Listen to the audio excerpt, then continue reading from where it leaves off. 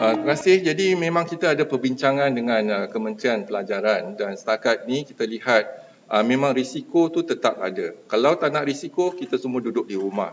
Tetapi kalau kita keluar dari rumah, ada risiko. Tapi kita kena menguruskan risiko tersebut.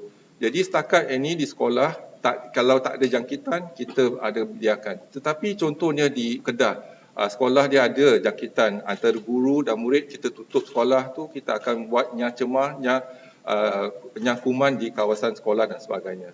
Jadi risiko tu tetap ada, tetapi setakat ini tak ada laporan yang ada kluster di sekolah. Assalamualaikum. Saya ada soalan mengenai yang Fazri tweet.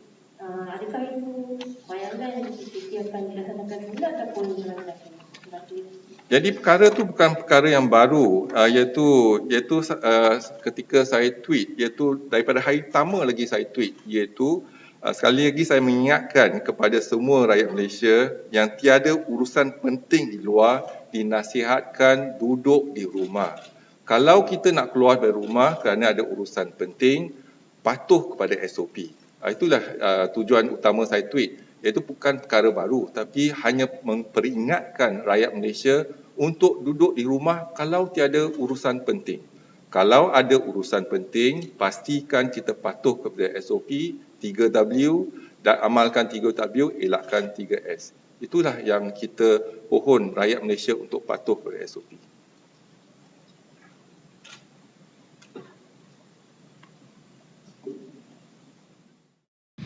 Sehingga 1 Oktober 2020 jam 12 tengah hari, terdapat 260 kes baru yang telah dilaporkan.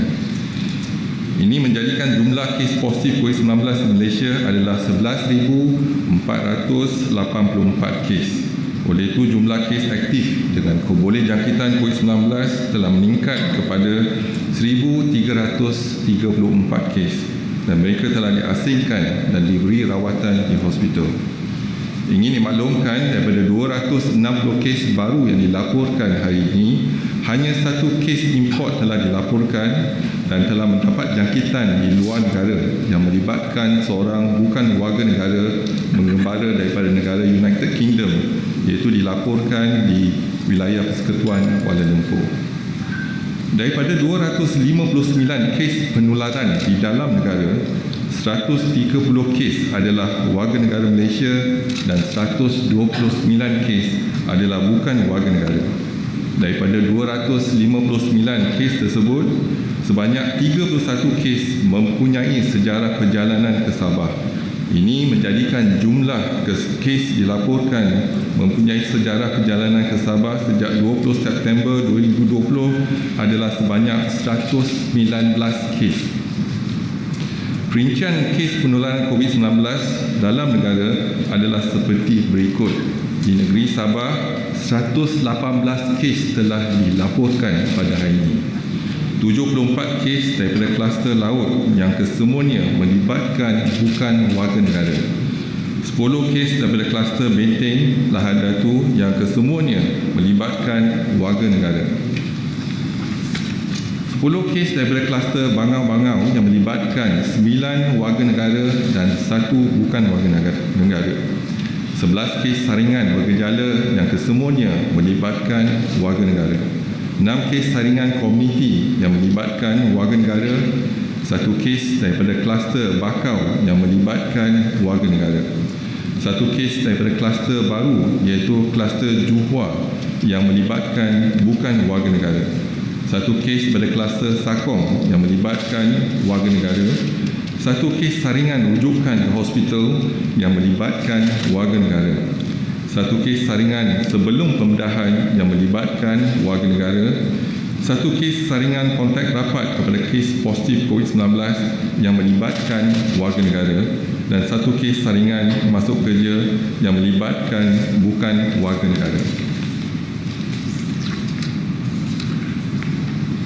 Seterusnya di negeri Kedah, 98 kes telah dilaporkan pada hari ini. 88 kes daripada kluster baru iaitu kluster Tembok yang melibatkan 35 kes warga negara dan 53 kes bukan warga negara. 5 kes saringan kontak rapat kepada kes positif COVID-19 iaitu kes 11,212 yang kesemuanya melibatkan warga negara. 3 kes daripada kluster baru iaitu kluster Bah Ketil yang kesemuanya melibatkan warga negara di Baling dan Langkawi. 1 kes saringan pulang daripada kawasan berisiko tinggi Sabah yang melibatkan warga negara. 1 kes saringan bergejala yang kesemuanya melibatkan warga negara. Di wilayah Persekutuan Kuala Lumpur, 13 kes telah dilaporkan. 12 kes saringan pulang daripada kawasan berisiko tinggi di Sabah yang kesemuanya melibatkan warga negara dan 1 kes saringan kontak rapat kepada kes positif COVID-19 iaitu kes 11,251 yang melibatkan warga negara. Di negeri Selangor, 13 kes telah dilaporkan. 9 kes saringan pulang dari kawasan berisiko tinggi di Sabah yang kesemuanya melibatkan warga negara. 3 kes pada kluster baru iaitu kluster Jalan Meru yang melibatkan warga negara dan 1 kes saringan bergejala yang melibatkan bukan warga negara. Di negeri Johor pula 5 kes telah dilaporkan pada hari ini. 4 kes daripada kluster Bakawali yang kesemuanya melibatkan warga negara dan 1 kes saringan pulang dari kawasan berisiko iaitu Sabah yang melibatkan warga negara. Di wilayah Persekutuan Putrajaya 5 kes telah dilaporkan dan iaitu 5 kes daripada kluster baru iaitu kluster Selasih yang kesemuanya melibatkan warga negara. Di negeri Terengganu 2 kes saringan pulang dari kawasan berisiko tinggi iaitu Sabah yang kesemuanya melibatkan warga negara. Di negeri Perlis 2 kes saringan pulang dari Sabah yang kesemuanya melibatkan warga negara. Di Melaka 1 kes pulang dari Sabah yang melibatkan warga negara.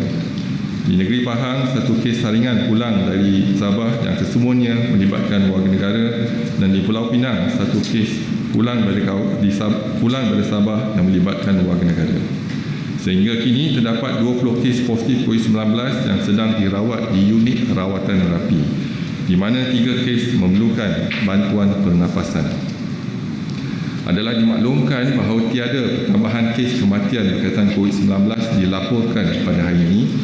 Justru jumlah kumulatif kes kematian COVID-19 di Malaysia adalah kekal sebanyak 136 kes, iaitu bersamaan dengan 1.18% daripada jumlah keseluruhan kes.